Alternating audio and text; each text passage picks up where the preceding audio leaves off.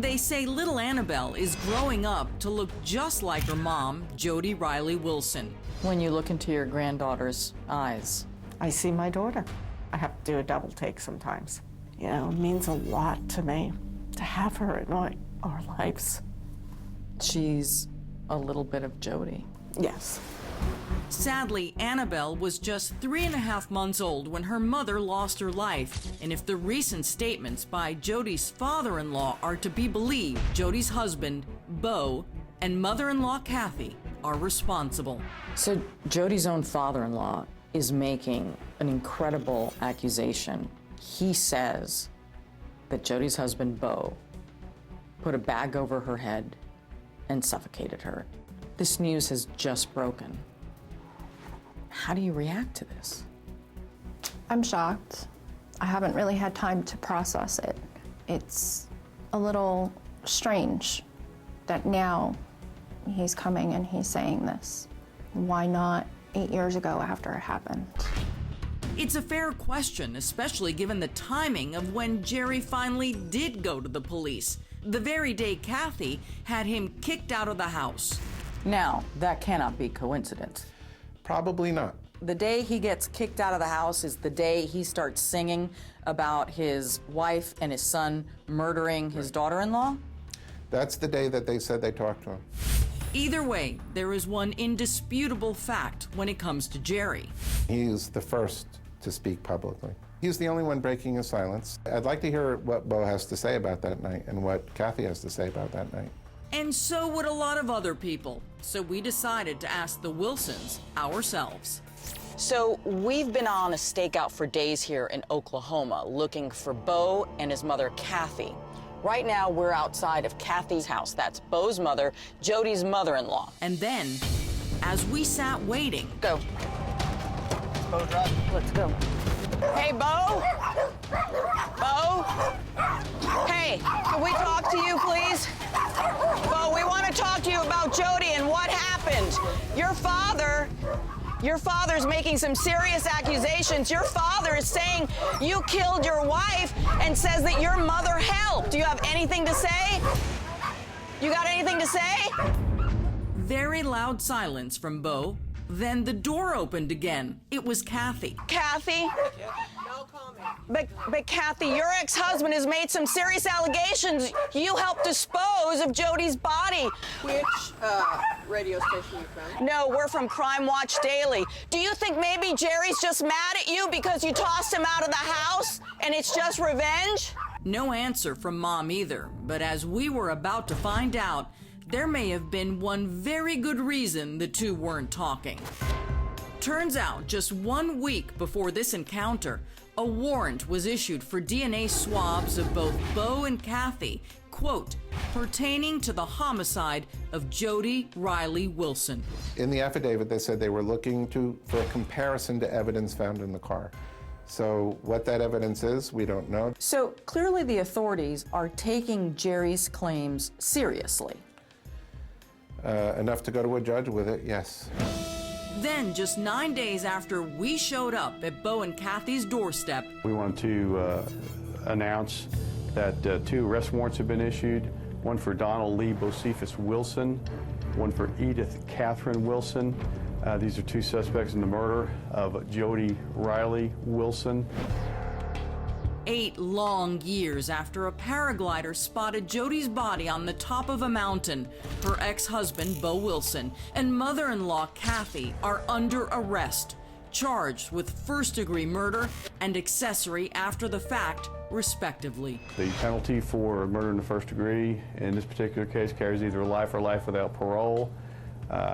The penalty for accessory after the fact carries up to 45 years.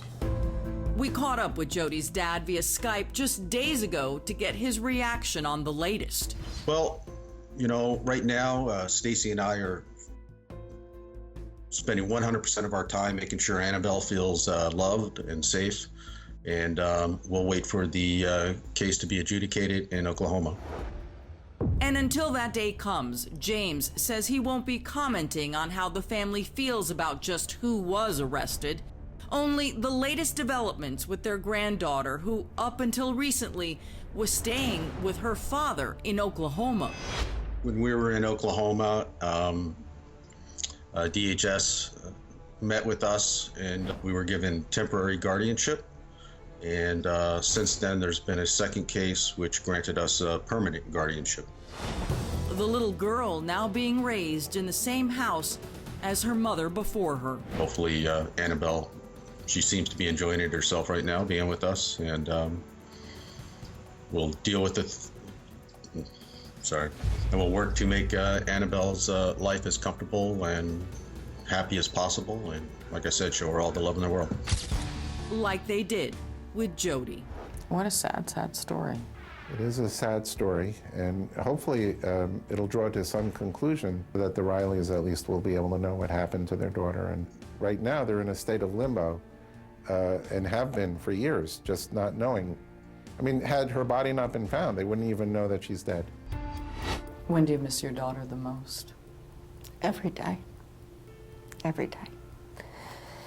Every day I talk to her and I tell her how much I miss her.